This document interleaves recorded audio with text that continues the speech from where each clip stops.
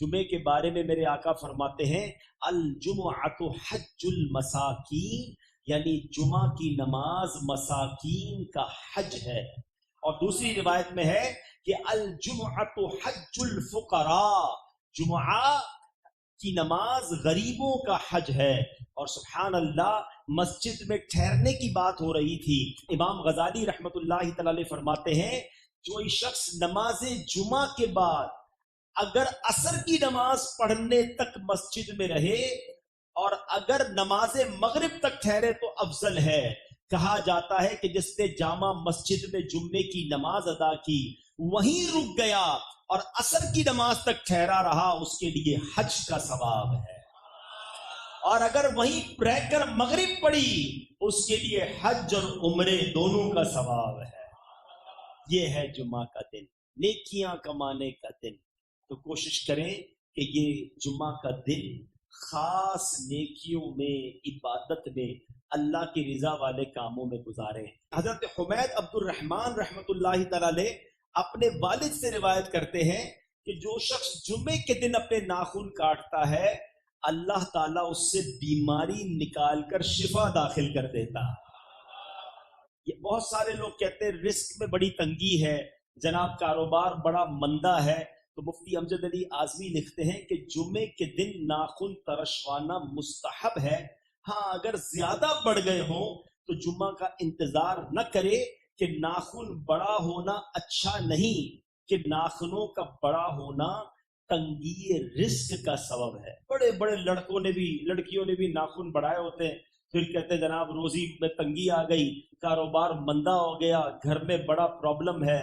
تو ناخن بڑھانا بھی یہ تنگی رزق کا ایک سبب ہے۔ سبحان اللہ۔ درود پاک پڑھنے کے بے شمار فضائل و برکات ہیں۔ نبی پاک علیہ الصلوۃ والسلام فرماتے ہیں، جس کا مضمون ہے جو جمعہ کے دن مجھ پر 200 مرتبہ درود پاک پڑھے اس کے 200 برس کے گناہ معاف کر دیے جاتے ہیں۔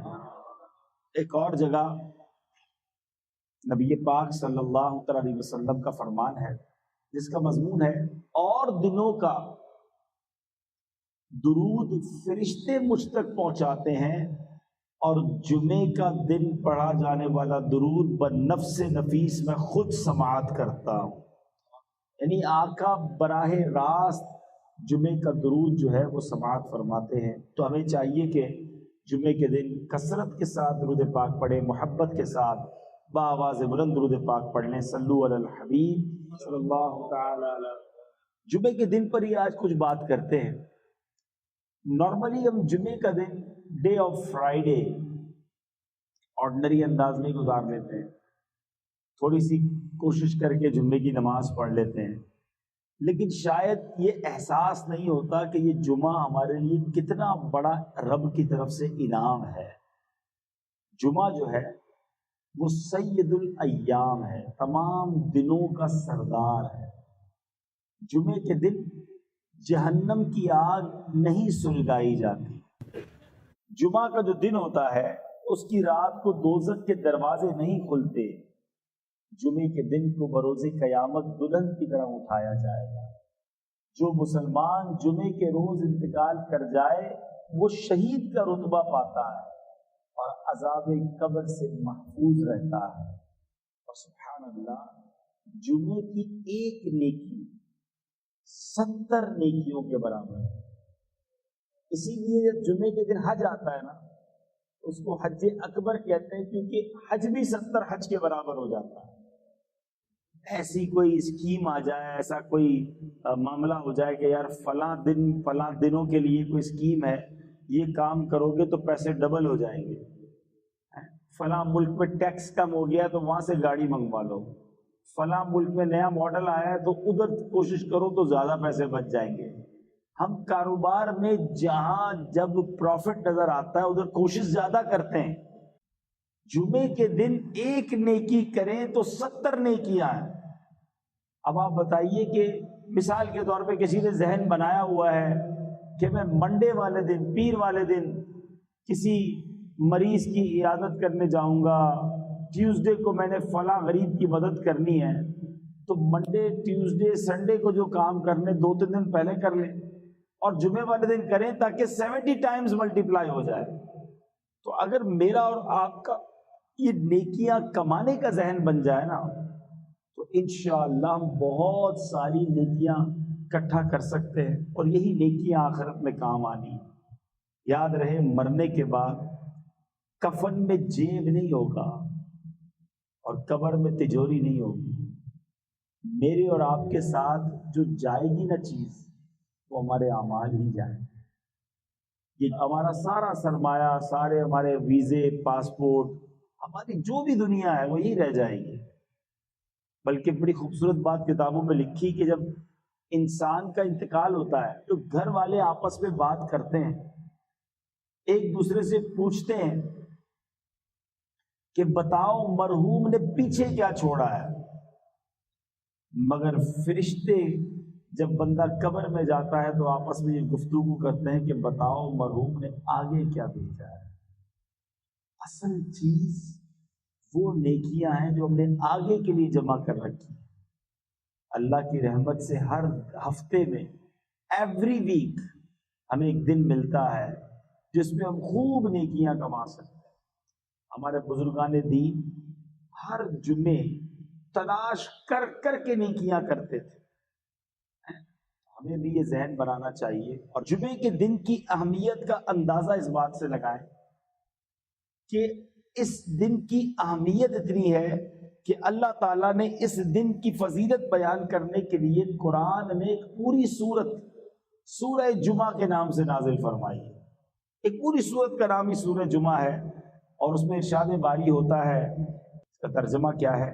اے ایمان والو، جب نماز کی اذان ہو جمعہ کے دن تو اللہ کے ذکر کی طرف دوڑو اور خرید و فروخت چھوڑ دو، یہ تمہارے لیے بہتر ہے اگر تم جانو.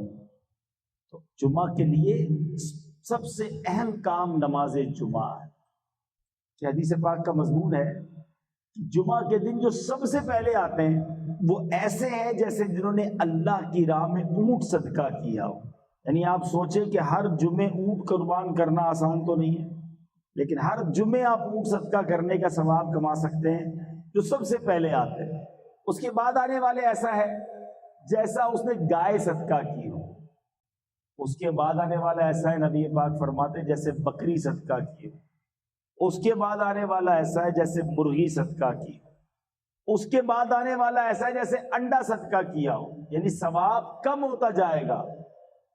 تو ہمیں کیا کرنا چاہیے کہ کام کاج چھوڑ کر اہتمام کے ساتھ جمعے کے دن جلدی مسجد میں آ جائیں.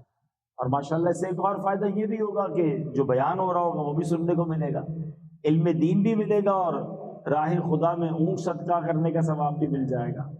تو جمعے کے دن کی تیاری ہونی چاہیے. اچھا، اسی طرح جمعے کے دن جہاں نیکیاں 70 بار ملٹیپلائی ہو جاتی ہیں نا، اور یہ اللہ کی شان ہے کہ اس دن کا مرتبہ بہت بڑا ہے، تو پھر گناہ بھی ملٹیپلائی بائی 70 ہو جاتا ہے. جمعے کے دن گناہ سے بچنا ہے. عام دنوں میں بھی بچنا ہے مگر جمعے کے دن زیادہ بچنا ہے. یعنی مثال کے طور پہ اگر کوئی شخص رمضان میں گناہ کرتا ہے تو ہم کیا کہتے ہیں، یار رمضان کے مہینے میں گناہ کر رہے ہو، یہ تو نیکیاں کمانے کا مہینہ ہے.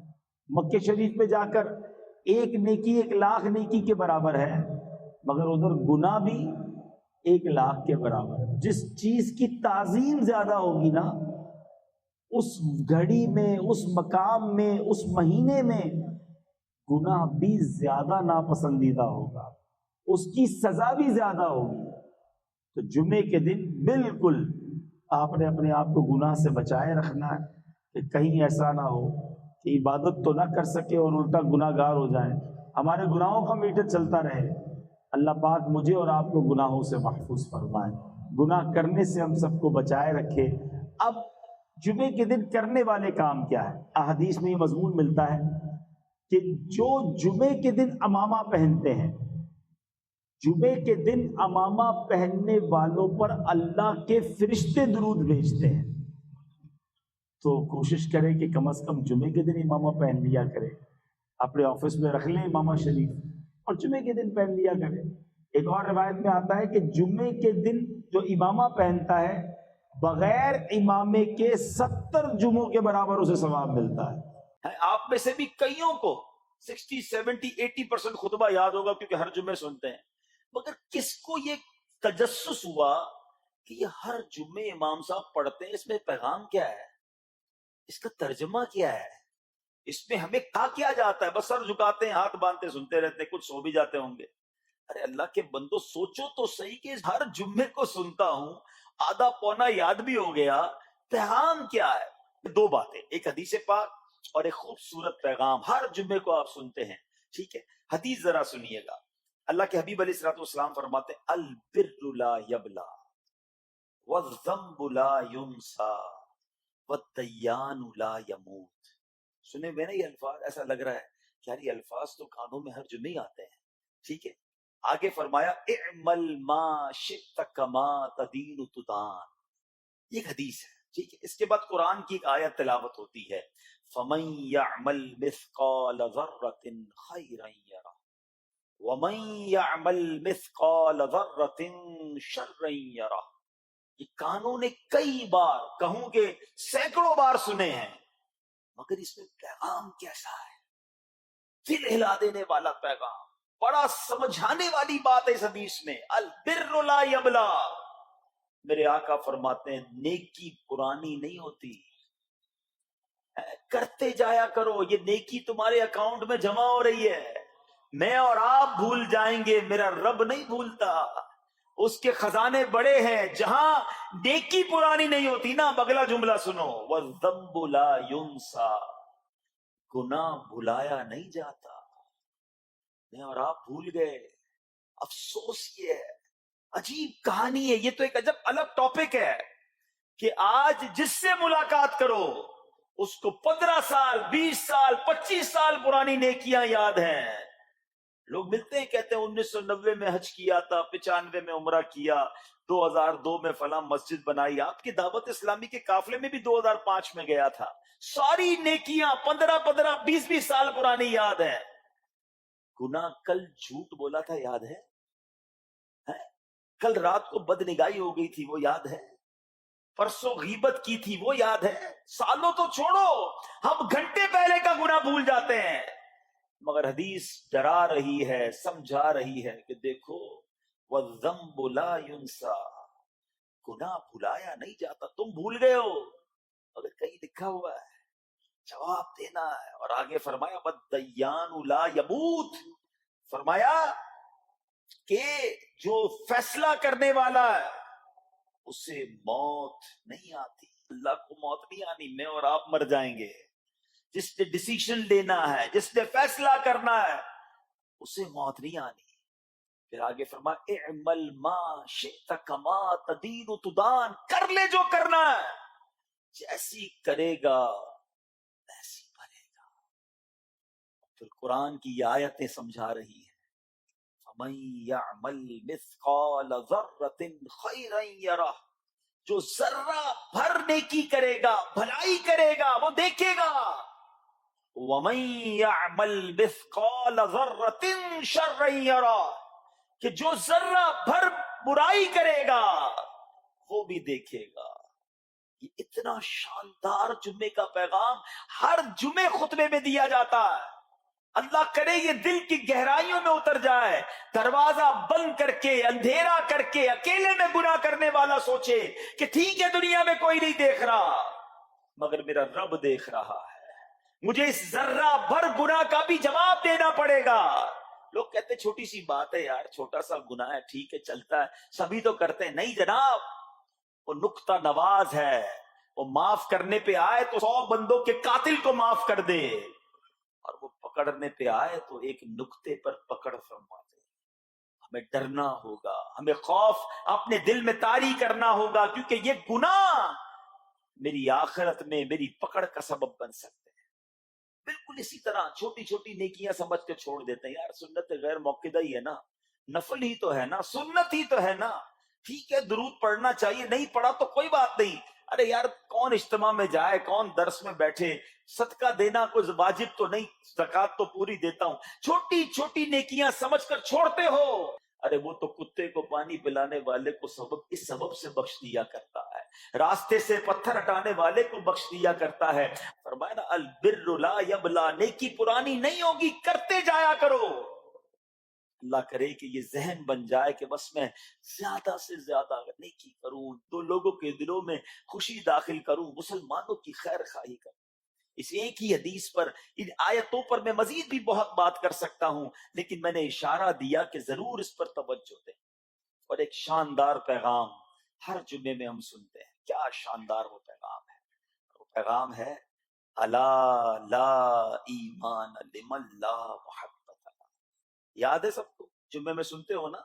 اور 3 بار کہتے ہیں امام صاحب، الا لا ایمان لمن لا محبت له، الا لا ایمان لمن لا محبت له۔ کبھی تو امام صاحب کو روکتے، حضور یہ ہر جمعے کو پڑھتے بتائیں تو اس میں ہے کیا؟ نہیں، ہمیں کیا ضرورت ہے، بس جمعہ ہو گیا، بس ٹھیک ہے، ٹائم پورا ہو گیا، فرض پورا ہو گیا۔ ارے اللہ کے بندو سمجھو تو صحیح، اس میں میسج کیا ہے؟ اللہ اکبر، سنو اس کا مطلب کیا ہے، سنو، الا لا ایمان لمن لا محبت له، سن لو اس کا ایمان نہیں جس کے دل میں نبی پاک سے محبت نہیں، ایمان ہی نہیں ہے۔ ارے جس دل میں نبی پاک سے محبت نہیں، اس کا ایمان ہی نہیں ہے۔ اعلیٰ حضرت امام اہل سنت ایسے ہی نہیں لکھتے کہ اللہ کی سرتابہ قدم شان ہے یہ، انسان نہیں انسان، وہ انسان ہے یہ۔ قرآن تو ایمان بتاتا ہے انہیں، اور ایمان یہ کہتا ہے میری جان ہے یہ۔ ایمان کمپلیٹ ہی نہیں ہوتا نبی پاک علیہ الصلوۃ والسلام سے محبت کے بغیر۔ اور یہ بات ایسا لگتا ہے انفارچونیٹلی کہ غیر مسلم جانتے ہیں، کبھی تو وہ سازشیں کرتے ہیں، انہیں پتا ہے۔ آپ بتائیں دنیا کے کس ملک میں نماز روکی جاتی ہے؟ نہیں روکی جاتی۔ مسجدوں کی تعمیر ہو رہی ہوتی ہے، تلاوت قرآن ہو رہی ہوتی ہے، کوئی نہیں روکتا، قرآن چھپ رہے ہیں۔ لیکن بار بار اگر حملہ ہوتا ہے، بار بار اگر اٹیک ہوتا ہے، تو اس لیے ہوتا ہے کہ ان مسلمانوں کے دلوں سے ان کے نبی کی محبت کو نکال دو۔ ان مسلمانوں کے دلوں میں اگر یہ محبت رسول رہ گئی تو یہ پھر بھی دوبارہ آ کر یکجا ہو جائیں گے، ایک ہو جائیں گے، نیک ہو جائیں گے۔ کسی طرح دل سے محبت رسول صلی اللہ تعالی علیہ وسلم نکالی جائے، اور اسی وجہ سے یہ ساری سازشیں کی جاتی ہیں۔ معاذ اللہ، نبی پاک علیہ الصلوۃ والسلام کی گستاخیاں کی جاتی ہیں تاکہ چیک کیا جائے ان پر اثر بھی پڑتا ہے کہ نہیں، کوئی اوپر نیچے ہوتا بھی ہے کہ نہیں، کہ اپنی دنیا میں مگن ہے، اس کو احساس ہی نہیں ہے۔ میرے میٹھے اسلامی بھائیوں، دنیا کا دستور ہے جب کسی چیز کی ڈیفیشینسی ہو جائے نا تو اس کی ایفیشینسی بڑھائی جاتی ہے۔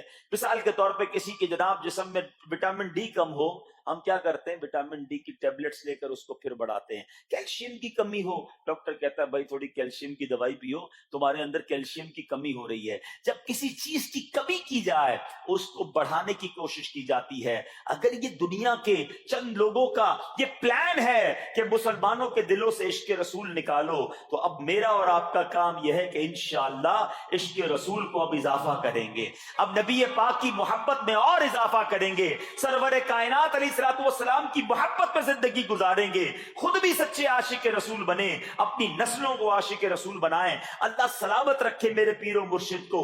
30 سال پہلے، یہ آج کل کا شعر نہیں ہے، اب بچپن سے یہ نعت سن رہے ہیں، کم و بیش 25-30 سال پہلے میرے مرشد نے کیا پیاری التجا پیش کی، اپنی نسلوں کے لیے کیا ہمیں پیغام دیا۔ کہتے میری آنے والی نسلیں تیرے عشق ہی میں مچلیں، میری آنے والی نسلیں تیرے عشق ہی میں مچلیں، انہیں نیک تم بنانا مدنی مدینے والے۔ یہ ہے پیغام دعوت اسلامی کا کہ ہم بھی عاشق رسول بنیں، کسی صورت ہمارے دل سے عشق رسول کم نہ ہو، اور جناب ہماری نسلوں میں ہم عشق رسول اتاریں۔ تو مجھے اور آپ کو اس ڈیفیشینسی کو ایفیشینسی میں، اس میں اضافے کا اہتمام کرنا ہوگا۔ دنیا میں بھی آپ جس سے محبت کریں، ہو ہی نہیں سکتا کہ آپ جس سے محبت کریں اس کی بات نہ مانیں۔ ایسا ہو سکتا ہے کہ میں آپ سے محبت بڑی کرتا ہوں، مانوں گا ایک بھی نہیں آپ کی؟ نہیں جناب، جس سے محبت ہوتی ہے بندہ کہتا ہے آپ کے لیے جان حاضر ہے، آپ حکم تو کریں، آپ کا فرمان سر آنکھوں پر، یہ دنیا کا دستور ہے۔